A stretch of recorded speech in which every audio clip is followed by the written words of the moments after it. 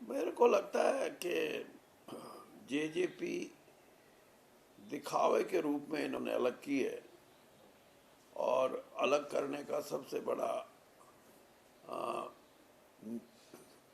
अलग रह के मिल के रहने का सबसे बड़ा सबूत ये है कि जो आज जेजेपी ने जो एक दिन का विधानसभा का सत्र था उसमें अपने सभी एमएलएज को 3 लाइन व्हिप जारी किया कि आप विधानसभा के कार्रवाई में उपस्थित नहीं होंगे, बाहर रहेंगे। इसका मतलब ये है कि बीजेपी सरकार को बचाने के लिए, हालांकि कोई अगर बाहर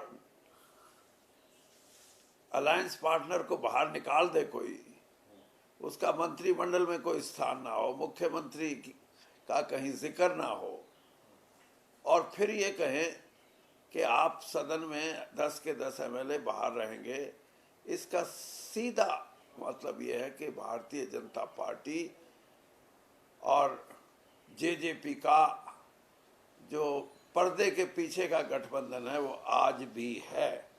और इसका सबूत अगला ये भी आएगा कि ये 10 के 10 जो लोकसभा के एमपीज के चुनाव में अपने कैंडिडेट खड़े करेंगे, वो दूसरी कड़ी है, यानी बेईमानी की।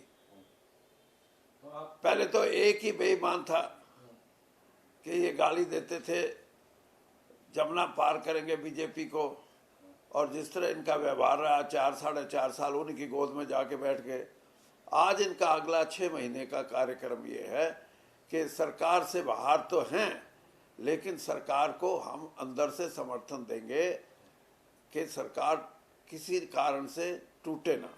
और दूसरा हमारा कार्यक्रम ये होगा जो बीजेपी ने और इन्होंने मिलके बनाया है कि हम 10 की 10 लोकसभा सीटों पे चुनाव लड़ेंगे ताकि बीजेपी के खिलाफ जो वोटर हैं उनमें बंटवारा हो जाए वोटों का, और वो एक जगह वोट ना डालें।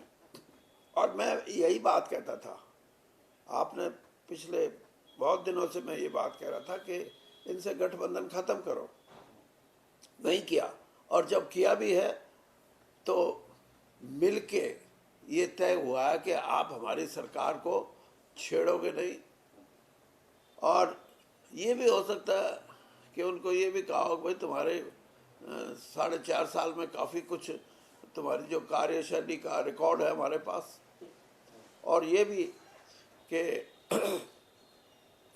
आप विधानसभा चुनाव तक अप्रत्यक्ष रूप में हमारे साथ ही रहे और चुनाव भी लोकसभा का लड़े ताकि हमारे को कुछ ना कुछ उसका फायदा हो। तो आज तो मैं ये मानता हूँ कि बीजेपी की जो कार्यशैली है उसमें भी धोखे का एलिमेंट ही आया है, और इसीलिए मैं ये कहता था कि इनके साथ आप अगर रखोगे अपना, तो तब तो मैं परोक्ष रूप से मैं मानता था कि नहीं होना चाहिए, लेकिन अब तो मैं ये मानता हूँ अप्रोक्ष रूप से भी मिले हुए हैं। और ये प्रजातंत्र में सबसे बड़ा एक किस्म से मैं ये कहूँ कि नैतिकता के आधार पे ये घटिया स्तर की राजनीति है। मैं एक बात जानना चाहूंगा, 5 दशक की आपकी राजनीति, आज आप बीजेपी में हो या नहीं, इसको लेकर के हम क्या आपको लेकर के बात करें। चौधरी वीरेंद्र सिंह आज बीजेपी में है या नहीं, क्योंकि वो प्रदेश भाजपा चुनाव समिति में भी हैं, कई उसमें पदों में उनमें जिम्मेदारी है। आज की क्या स्थिति है? आप मेरी स्थिति साफ है। मैंने ये कहा था कि अगर गठबंधन रहेगा जेजेपी का बीजेपी के साथ तो वीरेंद्र सिंह बीजेपी में नहीं रहेगा। कांग्रेस में जाने की मेरी जो प्रक्रिया है उसमें अभी मैं कांग्रेस में जाने की प्रक्रिया मेरी नहीं हुई है, और मैं जाऊं भी कांग्रेस में, इसमें भी कोई दो राय नहीं। और जाऊंगा इसलिए कि अकेला वीरेंद्र सिंह नहीं, मेरे हजारों साथी सक्रिय कार्यकर्ता, सिर्फ वोटर नहीं सक्रिय कार्यकर्ता हमारे साथ। लेकिन अब तो गठबंधन अलग हो गए। गठबंधन अभी तो मैंने 2-3 मिनट में यही तो बात कही, ये आप गठबंधन मानते नहीं हुआ था? नहीं, सवाल ही नहीं है।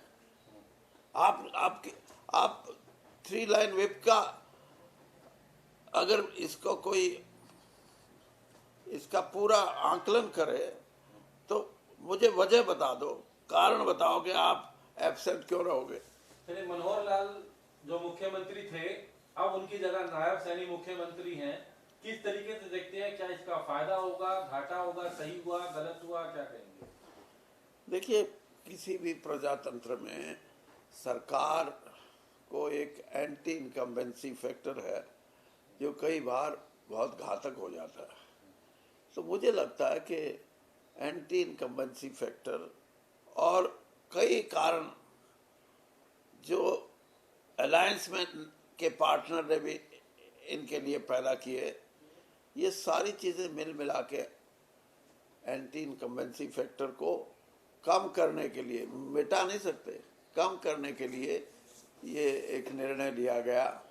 और इस निर्णय के तहत ये दिखा दिया कि हमने तो नई सरकार बनाई है, नए मुख्यमंत्री बनाए हैं, इसलिए अब जेजेपी की हमारे को कोई खास ज़रूरत नहीं, क्योंकि हमारे यही निर्दलीय विधायक हैं। ये तो उस दिन भी इनके साथ थे जिस दिन 10 जेजेपी के एमएलओ का समर्थन लिया। आज ये कहते हैं कि निर्दलीय सब हमारे साथ हैं। उस दिन तो बल्कि जो आज एक एब्सेंट है वो भी साथ थे, 8 के 8 विधायक साथ थे। लेकिन वो ये जो राजनीति में इस किस्म की जो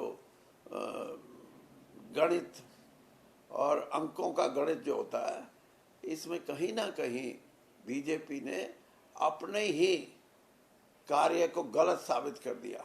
और गलत इसलिए साबित कर दिया कि आज वही विधायक क्यों आपके साथ हैं, पहले आपने क्यों नहीं मान लिया। तो मुख्यमंत्री नायब सिंह सैनी फैक्टर है उसको ये दिखाने के लिए कि अब कोई नई व्यवस्था आप बना रहे हैं।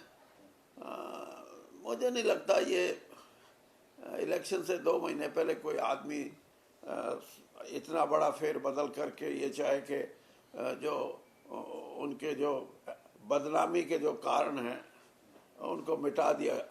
ऐसे नहीं मिटते। कई चीज़ें ऐसी होती हैं जो लामबंद होकर खड़ी रहती हैं, गलतियां कि हम नहीं, आपने गलतियां किया, अब हम जनता की नज़रों से दूर नहीं हो सकते, आप किसी तरह का परिवर्तन करो। अंत में क्वेश्चन है, लोकसभा में हिसार में आपके सामने बीजेपी भी है, जेजेपी तो शायद हो सकता है दुष्यंत चौटाला है या कौन सा होगा, किस तरीके के समीकरण वहाँ रहेंगे? क्या रहेगा दुष्यंत चौटाला का, किस तरीके से देखते हैं वहाँ पर? देखो, बात यह है कि समीकरण तो जो मैंने बताए, अंदर खाने का समीकरण यही है कि हमारे विरोधी जो हैं उनकी वोट काटने की क्या रणनीति हो, उसके तहत ही एक मैंने कहा कि ये सभी सीटों पे चुनाव लड़ेंगे वोट काटने के लिए। और बिहारी भाषा में उसको बोलते हैं वोट कटवा। ये वोट कटवा बनेगी जेजेपी।